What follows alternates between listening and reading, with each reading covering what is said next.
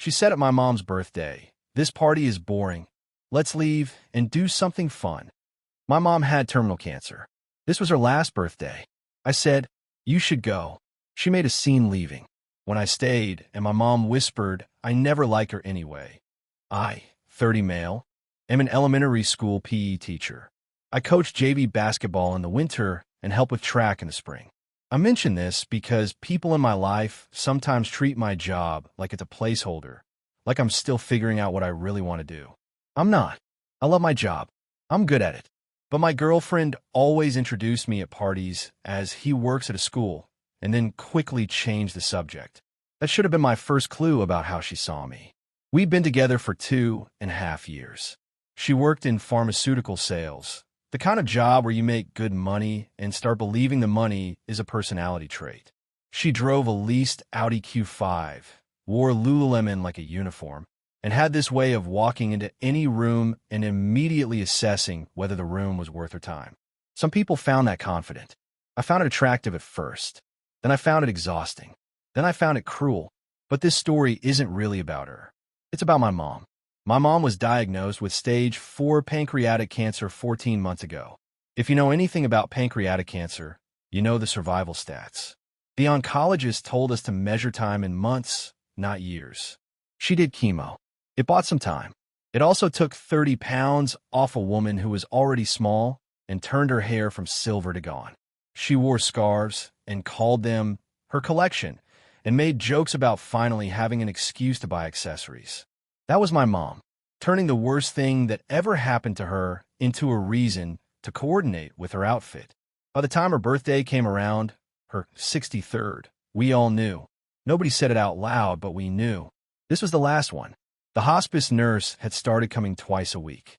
My mom was spending most of her time in the recliner my dad bought her, the one with the heating pad built in, watching cooking shows she'd never actually cook from again. She weighed maybe 102 pounds.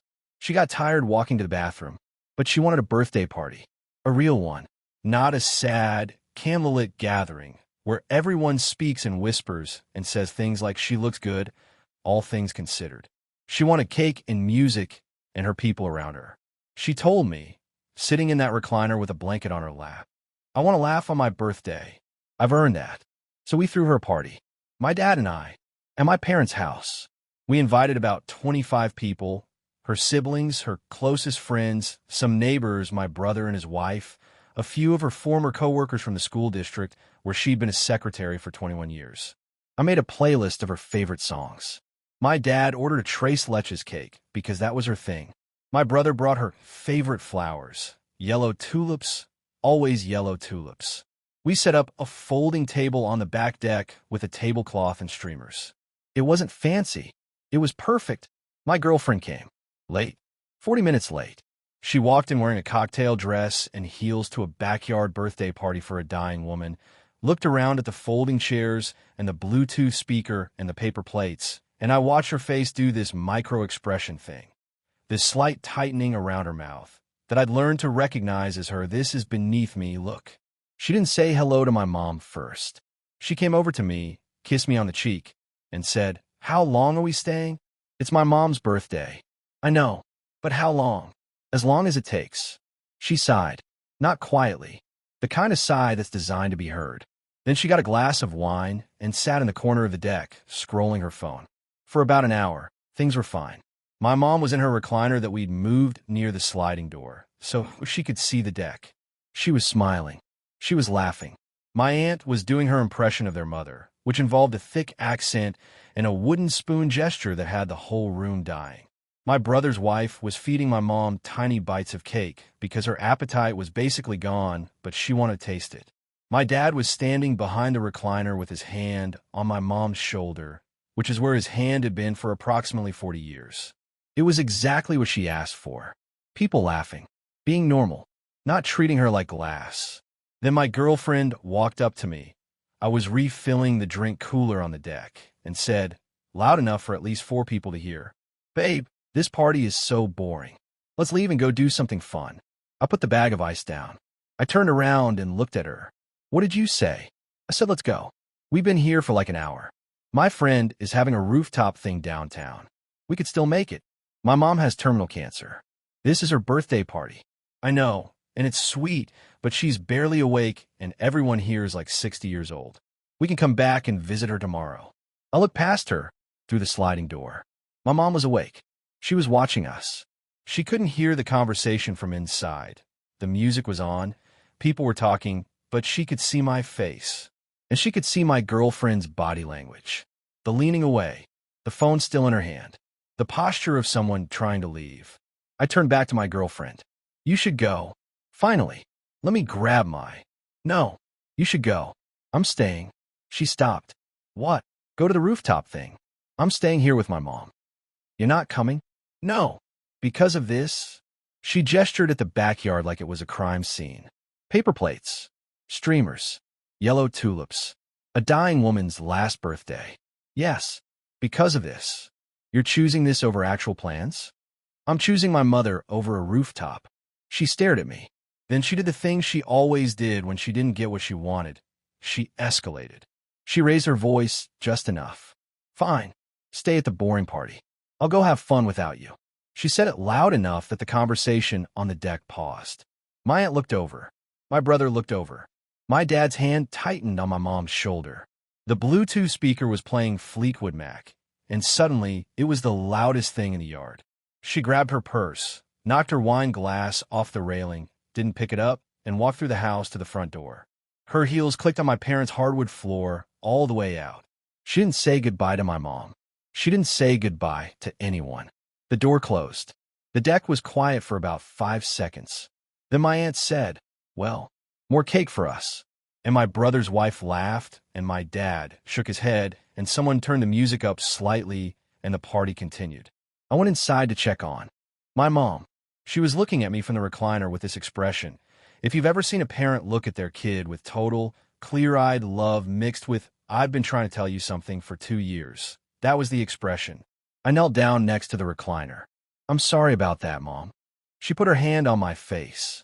Her hand was cold. It was always cold now. Sweetheart, she said. I never like her anyway. I laughed.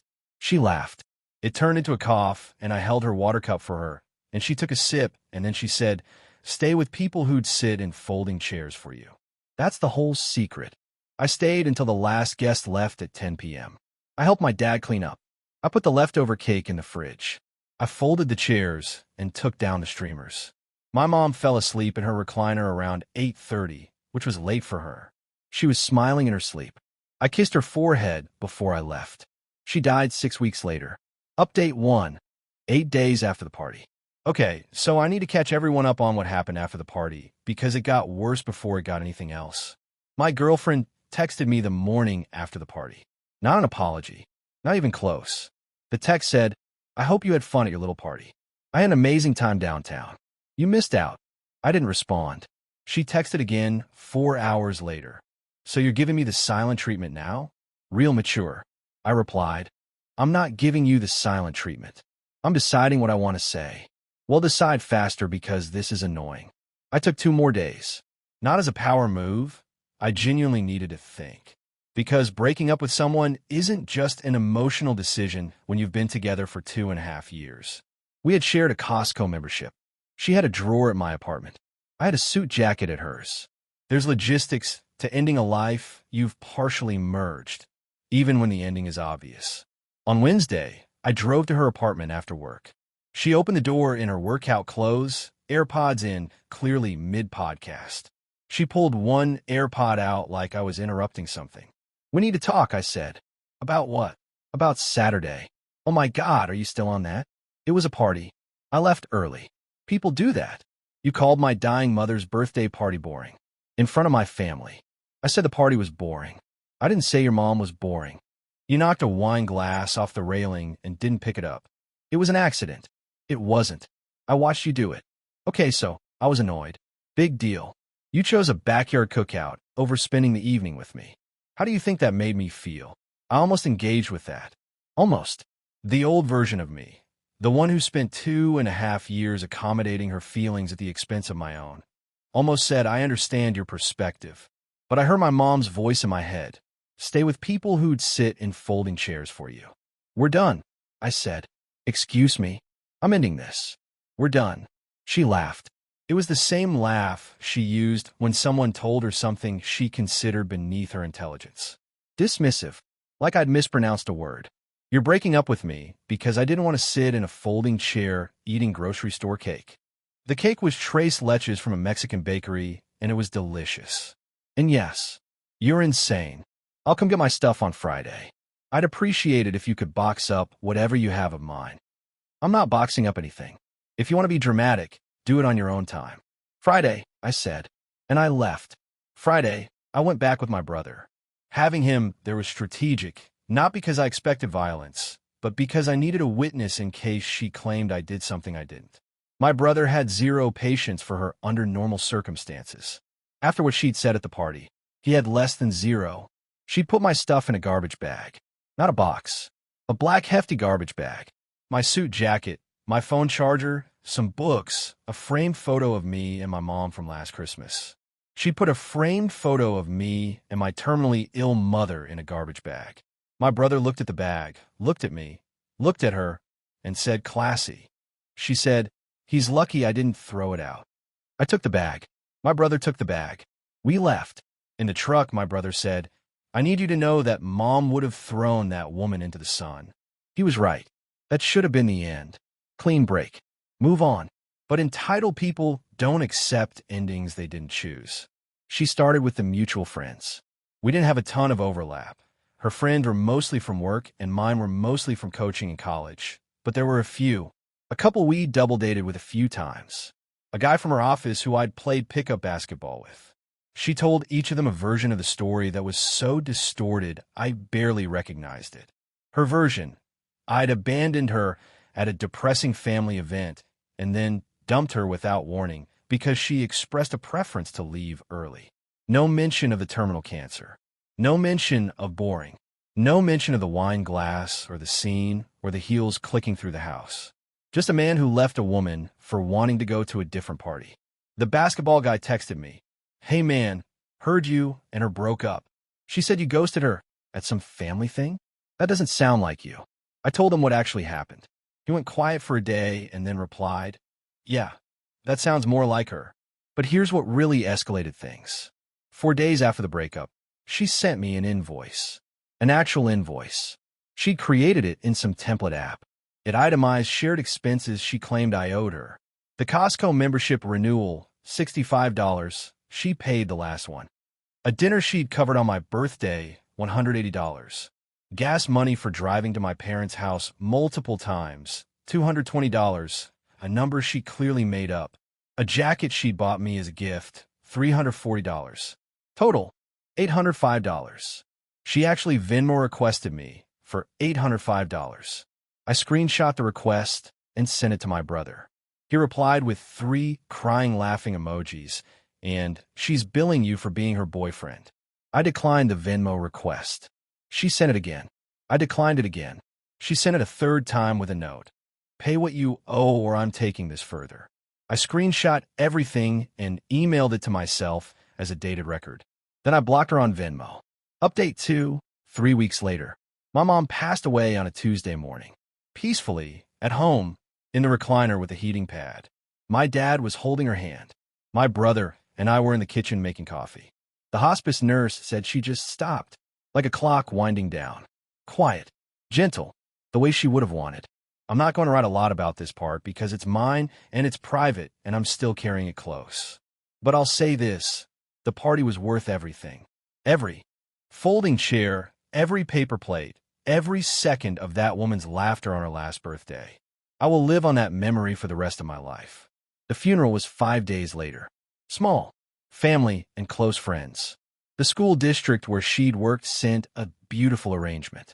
My JV basketball kids pooled together and sent a card signed by all 14 of them, which broke me in a way nothing else did. Teenagers being sincere is devastating. I did not invite my ex, obviously, but she found out because one of the mutual friends posted a condolence on social media, and my ex saw it. What happened next is the reason for this update. She didn't come to the funeral. She didn't send flowers. She didn't send a text, a card, nothing. What she did do, 2 days after we buried my mother, was send me an email. The email said, and I'm paraphrasing only slightly, that she was sorry for my loss, first line, obligatory, clearly copy-pasted from some template, and that she hoped I could now see clearly that our breakup had been an impulsive decision made during an emotional time. She said she'd been giving me space to deal with my family situation, and that she was open to reconnecting when I was ready. She framed my mother's terminal illness, the thing that defined the last 14 months of my life, as a family situation I needed space to deal with, like it was a plumbing issue. Then, in the last paragraph, she reminded me about the $805. 2 days after my mother's funeral, she brought up the invoice. In a condolence email, I didn't respond. I forwarded the email to my brother, who responded with a single word that I won't repeat here. And then I closed my laptop and went to my parents' house and sat with my dad, who was sitting in the recliner because it still smelled like my mom's perfume, and he didn't want to wash the blanket yet. But she wasn't done. The week after the funeral, she launched what I can only describe as a sympathy campaign. She told people, mutual acquaintances, her co-workers, even a few of my brother's wife's friends, that she was devastated about my mom's passing and that I had shut her out during the hardest time. She positioned herself as a grieving, almost daughter-in-law who'd been unfairly excluded from mourning. She told people she'd loved my mom like her own. My aunt, my mom's sister, 67 years old, takes no prisoners, caught wind of this through a neighborhood connection. She called me and said, "That girl is telling people she loved your mother. Your mother told me last Thanksgiving that girl reminded her of a headache she couldn't fix with Tylenol." I laughed for the first time in a week. But the sympathy campaign was working, at least partially. People who didn't know the full story were reaching out to her with condolences. She was soaking it up, posting vague things about grief and loss, and learning to let go that generated comments from people who assumed she'd lost someone close to her. She hadn't. She'd lost access to someone and was repackaging it as grief. My brother wanted to confront her. I told him no. My dad, who had barely spoken the week since Mom died, looked up from the recliner and said, "Don't waste energy on people who perform feelings they never had." He went back to staring at the cooking channel my mom used to watch. He watched it every night now, never changed the channel. I took his advice. I didn't confront her. Instead, I focused on what mattered. My mom's will was straightforward. Everything went to my dad. But she'd written letters, actual handwritten letters, to me, my brother, my dad, and my aunt. She'd done this a few months before, when she still had the energy to hold a pen for more than 10 minutes. They were sealed in envelopes with our names on them, kept in her nightstand drawer. I opened mine on the back deck of my parents' house, sitting in one of the folding chairs from the party. It was 2 pages. I'm not going to share most of it because it's mine, but there was one part that's relevant. She wrote, "You have a good heart, but you give it to people who don't take care of it. Stop doing that. The right person won't make you feel small at your mother's birthday party. The right person will be the one handing me cake." She knew. She'd always known. Moms always know. Update 3. Final. 6 weeks later. This is the last update. I want to close this out because the story has an ending now, and it's not the one I expected. After my mom passed, I went quiet. Focused on my dad. Focused on work. My JV kids had their season starting, and those 14 teenagers needed me present, so I was present. Coaching after school, running drills, doing the thing that makes me feel most like myself. I ate dinner at my parents' house 3 or 4 nights a week because my dad was cooking for 2 out of habit and making way too much food and couldn't stand eating alone.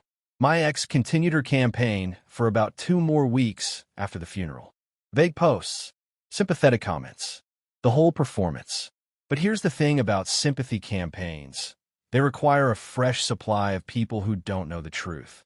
And the truth was slowly getting around. It started with the basketball guy. He'd heard her version initially, but after I told him what actually happened at the party, he started paying closer attention. He noticed her posts about grief and loss and mentioned to a coworker of hers, casually, over beers, that it was weird she was posting about grief when she called the dying woman's birthday party boring and left to go to a rooftop bar. That coworker told another coworker. That coworker happened to sit next to my ex at the office. And in the way that information moves through an office, not through confrontation, but through the quiet recalibration of how people look at you, things shifted. She didn't get called out. She didn't get publicly shamed. Nothing dramatic.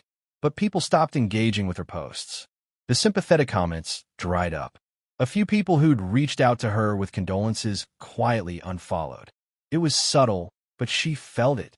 I know she felt it because she archived or deleted most of those posts within a week. The truth doesn't always arrive with a megaphone. Sometimes it just shows up quietly and sits down and lets people figure it out on their own. Now the invoice situation. This had been bothering me. Not the $805. That was absurd and I wasn't paying it. What bothered me was that she'd Venmo requested me 3 times and I'd simply blocked her. It felt unresolved. My brother's wife, who is a paralegal and possibly the most calmly terrifying person I know, suggested I send a formal response. Not a legal threat, just a documented response that closed the loop. She helped me draft a letter. The letter stated, in clear terms, I did not owe her $805 or any amount. The Costco membership was a shared expense we'd alternated annually. I'd paid the prior year's renewal. The birthday dinner was a gift, not a loan. The gas money was fabricated. The jacket was a Christmas gift, and gifts do not create debts. Furthermore, I noted that during our 2.5-year relationship, I had conservatively spent over $6,000 more than her on shared meals, activities, and expenses, which I was not requesting reimbursement for, because that's not how relationships work. I sent it by email with a read receipt. She opened it. She never mentioned the $805 again. But the letter did something I didn't fully intend. It made her realize I was documenting things.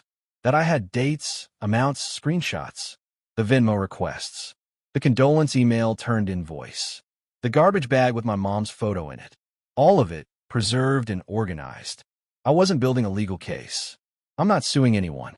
I just wanted her to understand that her version of events wasn't the only record that existed, and that if she continued pushing her narrative, there was a paper trail that told a very different story. She went quiet after the letter. Completely quiet. No more texts through mutual friends. No more Venmo requests. No more sympathy posts. Just silence. The most beautiful silence I've experienced since Fleetwood Mac was playing on a Bluetooth speaker in my parents' backyard. 2 weeks after the letter, the basketball guy told me she'd started dating someone from her gym. A finance guy. Apparently, he drove a BMW and took her to the kind of restaurants she'd always wished I could afford. Good for her. Genuinely. She'll be his problem now, and maybe the finance guy will enjoy being invoiced for the privilege. Here's where I am. I teach PE. I coach basketball. I eat at my dad's house because he makes too much pot roast, and somebody has to eat it, and he's not going to stop setting 2 places at the table anytime soon. I sit on the back deck sometimes in the folding chairs we never put away. My brother comes over on Sundays, and we watch football with Dad, and nobody says much because my mom used to be the one who kept the conversation going, and none of us have figured out how to do that yet. I have my mom's letter in my nightstand drawer. The same drawer she kept hers in. I read it on days when I feel small, which is more often than I'd like to admit. The line about the birthday party, the right person will be the one handing me cake. That's the line that stays. At the party, do you know who was handing my mom cake? My brother's wife. On a paper plate, with a plastic fork, kneeling next to the recliner, cutting bites small enough that my mom could manage them, talking to her about the cooking show they'd both been watching, laughing about a chef who used too much butter. That's what love looks like. It looks like a paper plate and a plastic fork and kneeling on the ground so a dying woman doesn't have to reach. My ex saw that scene and called it boring. I don't hate her. I want to be clear about that. Hate requires energy I'm spending on better things. But I see her clearly now in a way I couldn't when I was in it. She wasn't a bad person in the cartoonish sense. She was a person who measured every room by what it could offer her, and a backyard birthday party for a woman who was dying offered her nothing. So she left. And in leaving, she showed me and my mom and my dad and everyone holding a paper plate on that deck exactly who she was. My mom saw it before anyone. Moms always see it first. I never like her anyway. Yeah, Mom. I know. I should have listened sooner. I'm listening now. That's it. That's the whole story. I'm gonna go eat pot roast.